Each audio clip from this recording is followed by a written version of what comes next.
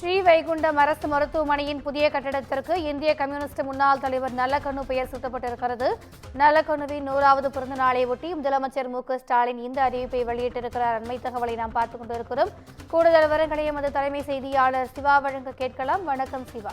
முதலமைச்சரினுடைய இந்த உத்தரவு குறித்தான கூடுதல் விவரங்கள். திவ்யா, மக்கள் பணி ஒன்றையே கடந்த 85 ஆண்டுகளுக்கும் மேலாக தன்னுடைய தலையாய கடமையாக நினைத்து போராடி வந்த தோழர் நல்லக்கண்ணு அவர்களுக்கு சிறப்பு சேர்க்கக்கூடிய வகையில திருவைகுண்டம் அரசு மருத்துவமனைக்கு அவருடைய பெயர் சூட்டப்படும் என்று தமிழ்நாடு முதலமைச்சர் மு.க.ஸ்டாலின் தற்போது ஒரு அறிவிப்பை வெளியிட்டிருக்கிறார்.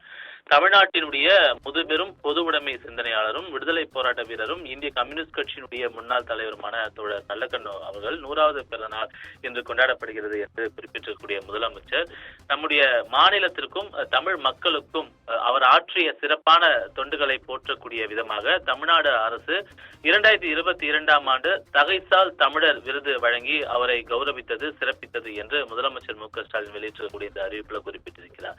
இன்று அவருடைய 100வது பிறந்தநாள் விழாவில் முதலமைச்சர் மு.க.ஸ்டாலின் நேரில் சந்தித்து அவருக்கு வாழ்த்து தெரிவித்திருந்தார்.